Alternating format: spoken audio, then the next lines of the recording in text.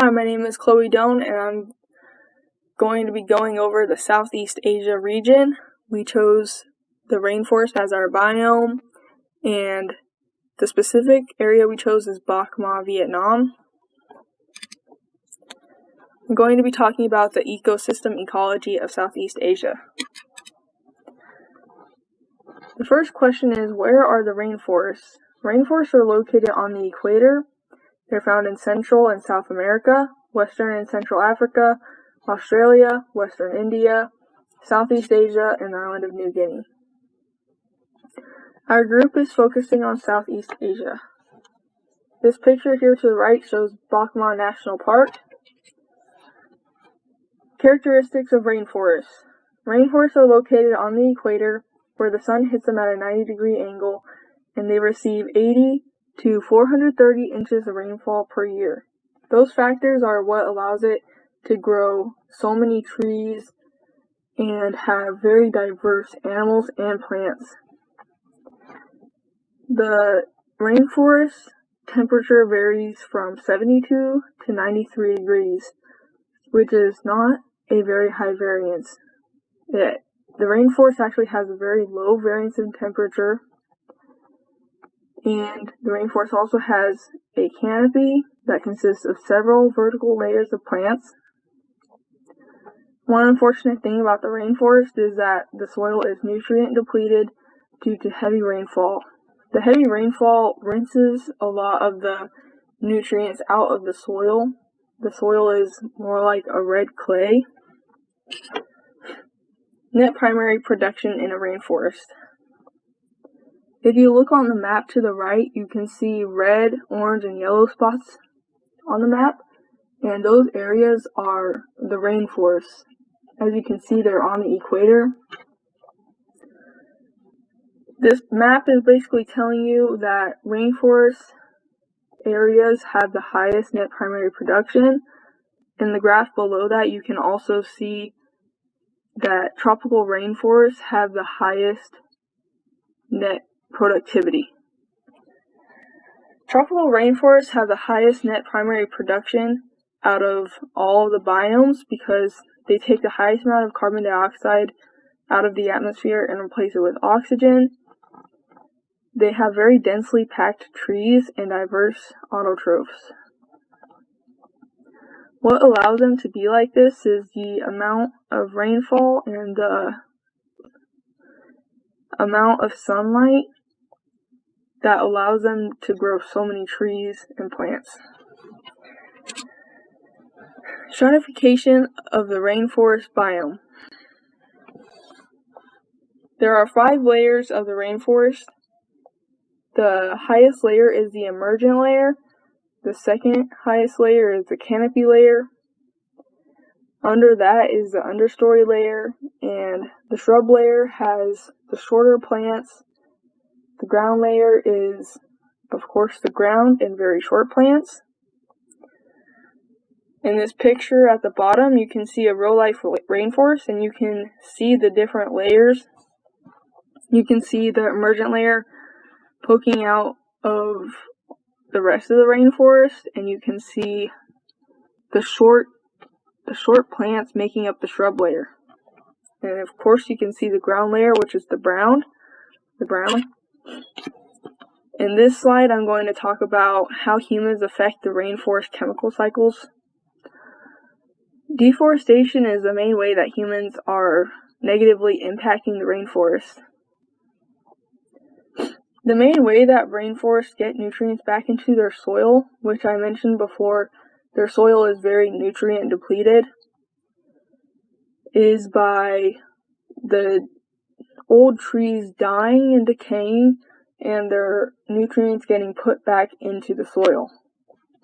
But since humans are taking these trees away, their decaying bodies are not going to be put back into the ground and used as nutrients for the other plants. So it's making the soil even more nutrient depleted.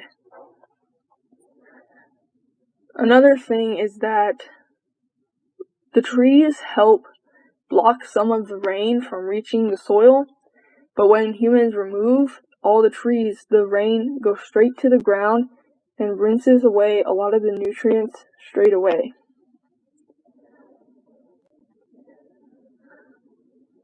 Not only does this negatively impact the rainforest, it also impacts the whole world, because rainforests, as we saw in the previous slide, have the highest net productivity.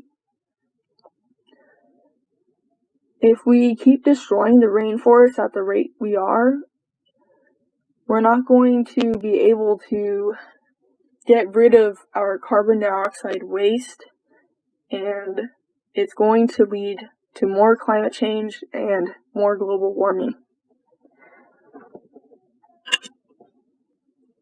In this section, I'm going to talk about the animal I chose, which is this monkey in the right-hand corner. This is called the red-shanked Duke langur. It lives in Bach National Park and other rainforests in the area.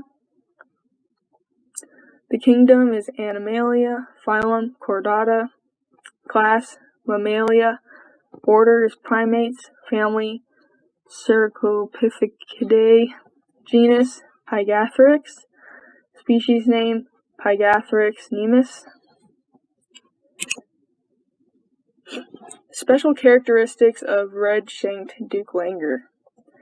One of the first things you notice when you look at it is that it's very colorful. In Vietnamese, their name for it basically translates to five-colored, I think it's a five-colored monkey. And these animals live in the upper canopy / overstory.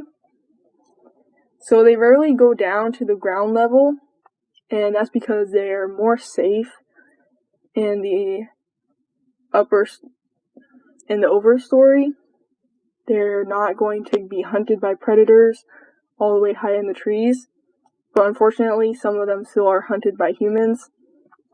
Humans are their main predator because they think that they can be used for medicine. These monkeys can leap 20 feet at a time, and it's always one male living with several females, but they will meet up with other groups, sometimes forming over 100 group of monkeys. 100 monkeys in one group. They are highly social. They communicate visually, through touch, and acoustically. So they play with each other in the trees, they groom each other, they share food with each other, and they mainly eat tender leaves. Another animal in their family is the mandrill. Similarities between the mandrill and the red-shanked duke is that the mandrill is very colorful. As you can see on its face, it has a lot of different colors. They are also very social. They live in large groups of hundreds of monkeys, and they have one male for several female around him. Differences between the mandrill and the red-shanked duke is that mandrills are omnivores. Mandrills seem like they eat anything they can get their hands on pretty much. They will eat spiders, turtles, snakes, as well as plants. Mandrills visit all levels of the rainforest canopy, whereas the red-shanked duke just stays in the overstory.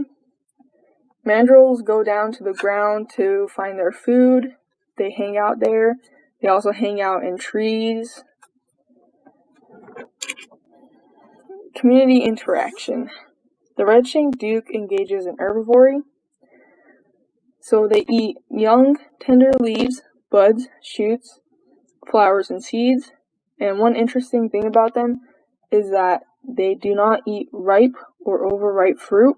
They only like unripe fruit. If they have a ripe or overripe fruit, they just throw it to the ground.